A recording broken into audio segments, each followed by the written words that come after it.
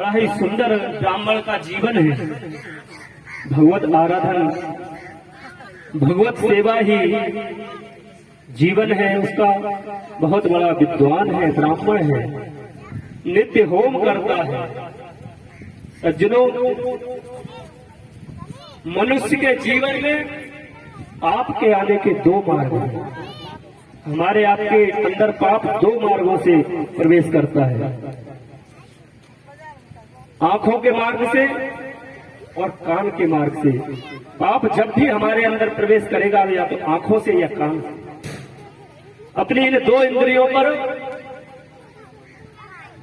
बहुत संयम होना चाहिए। क्यों? आंखें कुछ भी देखना चाहे, आप उनको आंखों सब कुछ देखने की इजाजत मत दो। आज अजामिल जंगल में समिधा लेने के लिए जाता है। रास्ते में उसने एक वेश्या का घर देखा। वेश्या किसी पर पुरुष के साथ सांसारिक क्रिया में लिप्त थी। आज इस विद्वान ब्राह्मण ने उस वेश्या को देखा तो आंखों के साथ इस ब्राह्मण के मन में पाप प्रवेश कर गया। इस एक भूल के कारण उस विद्वान ब्राह्मण का पतन हो गया था। वेश्या के घर पहुंचा और वेश्या को अपने घर ले आया। अपनी पत्नी, अपने बच्चों को घर से निकाल दिया, क्योंकि वेश्या धन की होती है। वेश्या कभी किसी की नहीं होती, वेश्या सिर्फ धन की होती है। सज्जनों, आज ब्राह्मण का पतन हो गया। जो ब्राह्मण संध्या गायत्री करता था, जो ब्राह्मण नित्य ब्रह्म मुहूर्त में होम करता था, हवन करता था, आज वो ब्राह्मण एक बहुत बड़ा डाकू हो गया। जीवों की हत्या करता है। वेश्या कहती है धन लेकर आओ, राहगीरों को लूट कर धन लेकर आता है। सज्जनों, एक बार इसी मार्ग से, कन्नौज से होते हुए संत वृंदावन जा रहे थे। सज्जनों, जहां से संत निकल जाए वो भूमि पावन हो जाती है।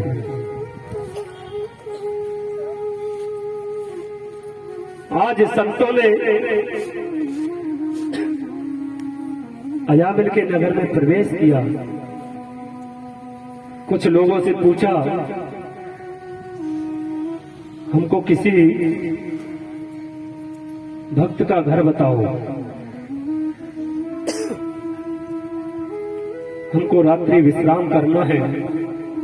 इस गांव में कोई धर्मात्मा हो तो हमको उनका घर का पता बताइए। कुछ मंचलों ने उन संतों को बताया, ऐसे भक्त का घर बताएंगे कि जीवन में किसी भक्त के यहाँ जाओगे नहीं। होता है सज्जनों, ये अपराध है। कभी कोई आपसे मार्ग पूछे, सही मार्ग बताना चाहिए। यदि आप नहीं जानते हैं, ना बताएं। लेकिन अक्सर लोग गलत मार्ग बता देते हैं। ये बहुत बड़ा अपराध है। आज संतों को कुछ गांव के बच्चों ने अजामिल के घर का पता बता दिया विनोद में। लेकिन संत तो संत हैं। आज अजामिल के यहाँ जब संत पहुंचे तो द्वार पर खड़े होकर आवाज लगाई, राधे राधे। बाहर वेश्या ने निकलकर देखा संत। आज वेश्या तो बड़ा प्रसन्न हो गई। क्यों? वेश्या के यहाँ कभी कोई सत्पुरुष, कभी संतों का आगमन नहीं हुआ। पहली बार जीवन में संतों को अपने द्वार पर देखा तो वेश्या बड़ी प्रसन्न हो गई। संतों ने कहा, कहाँ है भक्त अजामिल? आज तो भक्त अजामिल के यहाँ रुकेंगे, हम भोजन करेंगे। वेश्या की आंखों में आंसू आ गए। सज्जनों, क्यों? आज वेश्या को अपने जीवन भर के पापों का स्मरण हुआया, क्योंकि संतों की कृपा, आज संतों का दर्शन मिल गया वेश्या को, तो आज उसका हृदय पवित्र हो। वेश्या की आंखों से आंसू झड़ने लगे तो वेश्या कहती है, महात्मन हमें क्षमा करें, मैं आपको भोजन क्या पाने के लिए भी नहीं पूछ सकती हूँ। हाँ, आप लोग विश्राम यही करें,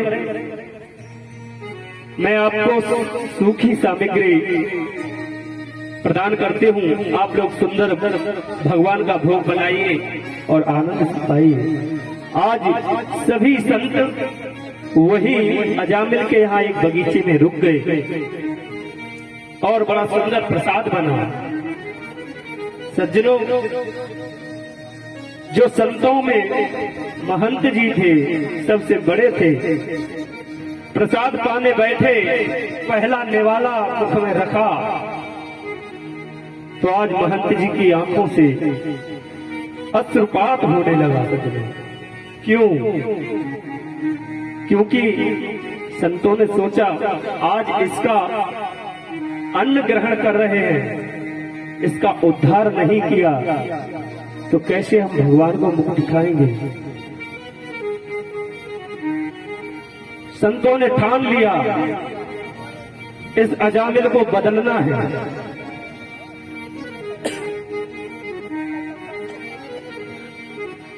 संत भोजन प्रसादी लेकर भगवान का कीर्तन कर रहे थे।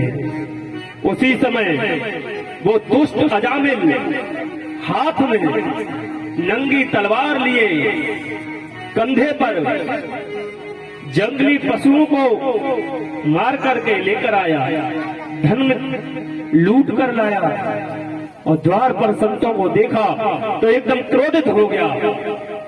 इनको यहाँ किसने रोका? हिम्मत कैसे हुई तुम्हारी हमारे यहाँ रुकने की? अंदर से अजामिल की पत्नी जो वो वेश्या थी उसने आवाज लगाई, क्यों चिल्लाते हो? हमने रोका है। अजामिल है ना सज्जनों, अपनी पत्नी से नहीं डरता था, लेकिन जो इस वेश्या को लाया इससे बहुत डरता है। अजामिल कहता है, देवी आपने रखा है तो 2-4 दिन रोको, कोई दिक्कत नहीं है। संतों ने देखा अजामिल का व्यवहार, संत समझ गए यदि इससे कहा जाए कि भगवान का भजन करो, ये मंत्र जाप करो, पूजा करो, यज्ञ करो, तो ये नहीं करेगा। देखो, संतों के पास हर समस्या का समाधान होता है। आपके जीवन में कोई संत जुड़ जाए तो आपकी कोई भी समस्या हो, संत उसका समाधान कर देगा। गुरु जीवन में अवश्य बनाना चाहिए, क्योंकि गुरु के बिना उद्धार नहीं होता है। गुरु बिनु भवने दिता रहे न कोई, जो बिरंच शंकर संग। चाहे वो ब्रह्मा शंकर ही क्यों ना हो, यदि उन्होंने गुरु को जीवन में धारण नहीं किया, किसी सदगुरु को अपने जीवन में नहीं लाए, तो उद्धार नहीं होगा। आज संतों ने उस वेश्या को बुलाया, अजामिल को बुलाया। संत कहते हैं, भक्त अजामिल, हमने तुम्हारे यहाँ प्रसाद ग्रहण किया, और कहते हैं ब्राह्मण संत आपके घर में प्रसाद ग्रहण करें, भोजन करें तो दक्षिणा अवश्य देनी चाहिए। तो भक्त अजामिल, हमको दक्षिणा दो ना। अजामिल कहता है, दक्षिणा? भूतों से पूत मांग रहे हो? यही क्या कम है, मैंने तुम्हारे सोटा लंगोटा छिनाए नहीं है। जब अजामिल क्रोध करने लगा तो संतों ने कहा, देखो, हम आपसे कुछ धन नहीं मांग रहे हैं, हमको तो केवल इतनी दक्षिणा दे दो। आप ये बताओ, आपके कितने पुत्र हैं, कितने बच्चे हैं? अजामिल ने बताया, हमारे 10 बच्चे हैं, 10 बेटा है, 11वां गर्भ में है। सज्जनों ने दिव्य दृष्टि से देखा और कहा, हमको दक्षिणा में केवल इतना दे दो कि जो बच्चा आपके यहाँ जन्म लेगा, जो पुत्र जन्म लेगा, उसका नाम नारायण रख देना। अजामिल ने भी सोचा, संत है, कह रहे हैं नाम तो कुछ ना कुछ रखना ही है आपकी बात, नारायण नाम रख देंगे। सज्जनों, नाम की महिमा, जीवन में नाम बहुत महत्वपूर्ण होता है। जरा आप नाम के विषय में सोचें, क्योंकि हम लोग बदलते युग की तरफ ज्यादा भाग रहे हैं। मोबाइल में नाम सर्च करते हैं, बच्चा पैदा होने से पहले मोबाइल में ढूंढते हैं नाम। नाम ऐसा रखना चाहिए जो नाम सुनते ही मन में भगवत स्मरण हो। किसी वीर का नाम रखो, किसी भगवत भक्त का नाम रखो, भगवान का नाम रखो। लेकिन हम लोग टीवी के एक्टर का नाम रखते हैं, हीरो हीरोइन के नाम रखते हैं। इनसे उद्धार नहीं होगा। आप सुनेंगे, केवल अजामिल ने अपने 11वें पुत्र का नाम नारायण रख दिया और उस नारायण नाम से ही अजामिल का उद्धार हो गया। अब तो संत वहां से वृंदावन पधार गए और जब वो 11वां पुत्र उत्पन्न हुआ तो अजामिल का सबसे ज्यादा प्रेम उस सबसे छोटे पुत्र में हुआ। अब तो नारायण उस पुत्र को लेके घूमता है, उसको अपने साथ रखता है, भोजन कराता है। हर समय नारायण इधर आओ, नारायण नारायण नारायण नारायण नाम लेता रहता है। आज अजामिल का अंतिम समय आ गया, विदाई का समय आ गया, अजामिल के जाने का समय आ गया। जीवन भर उसने गलत कार्य किया था। यमराज के दूत उसे लेने आए। सज्जनों, यमदूत यदि किसी को ले जा रहे हैं तो सबसे बड़ी पहचान यही है कि उस जीव के प्राण निकलते समय उसको बहुत कष्ट होता है, बहुत बुरी तरह से चिल्लाता है। और जो शांति से जिसके प्राण निकल जाए, समझो सीधा स्वर्ग को गया है, भगवान के चरणों में गया है। आज अजामिल चिल्लाता है, नारायण बेटा, नारायण बचाओ। लेकिन नारायण ने तो नहीं सुना, उस नारायण ने सुन लिया। आज अपने पार्षदों को भेज दिया। यहाँ पार्षदों की और यमराज के दूतों का बड़ा सुंदर संवाद होता है। दूरे क्रीडनासक्तम पुत्रम नारायणावयम् क्लावतेन स्वरेणोच्चै राजभावाकुलीप्रिया। आज भगवत पार्षद जब आ गए तो वो कहते हैं, इसने भगवान का नाम लिया, इसे आप नहीं ले जा सकते।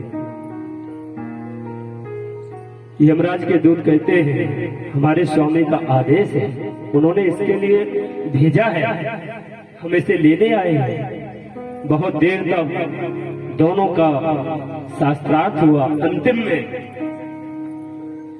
यमराज के दूतों को वापस जाना पड़ा और नारायण की कृपा से अजामिल दोनों की बातें सुन रहा है, लेटा हुआ। अंतिम समय में इधर जब यमराज के दूतों ने अजामिल को छोड़ दिया और यमपुरी पहुंचे तो यमराज से कहते हैं, आपने हमें किसको लेने भेज दिया? वहां 4 भुजाधारी भगवत पार्षद आ गए, उन्होंने उस पापी को लाने से मना कर दिया। सज्जनों, यमराज पूछते हैं, वो कौन थे? तो वो कहते हैं वो नारायण के पार्षद थे। तो यमराज ने अपने सेवकों के मुख पर उंगली रख दी। क्यों? क्योंकि नारायण के नाम में इतनी सामर्थ्य है कि जो नरक में भी है और उसके कान में नारायण नाम पड़ जाए तो वो नरक से बाहर निकाल दिया जाता है। आज यमराज कहते हैं जो ये नाम है ना, यहां मत लो। तो यमराज के दूत कहते हैं स्वामी हमको ये बताइए कि किसको लाना है और किसको नहीं लाना है, ये हमें आप बताइए। तो यमराज कहते हैं जिसने जीवन में सांकेत्यम पारिहास्यम वा स्तोभम हेलन देव वैकुंठ नाम ग्रहण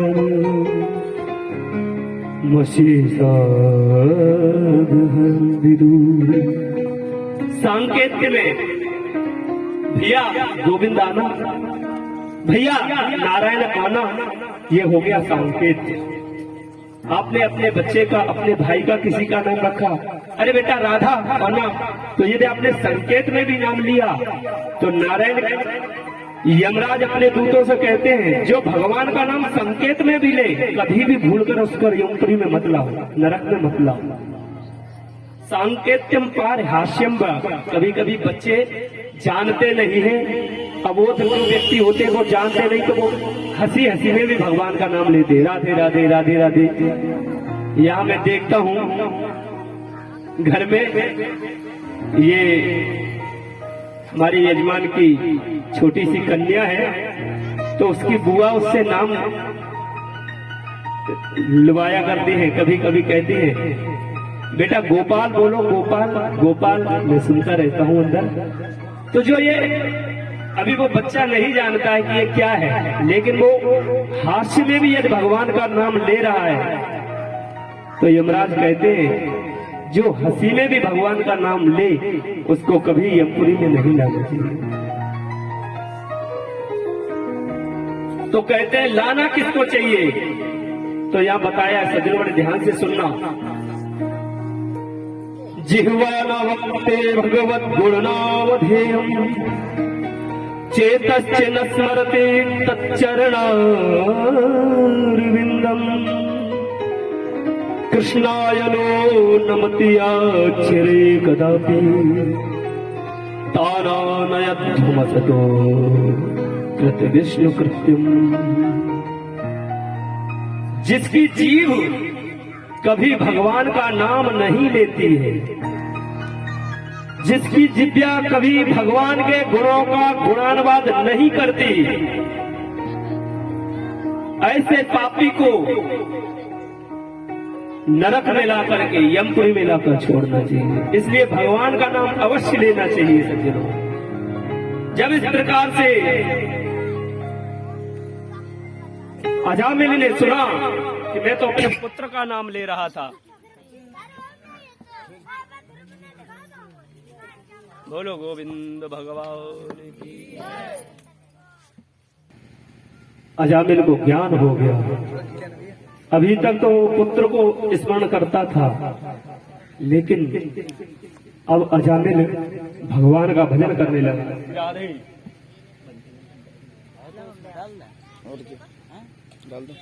आज अजामिल बड़ा ही सुंदर भगवान का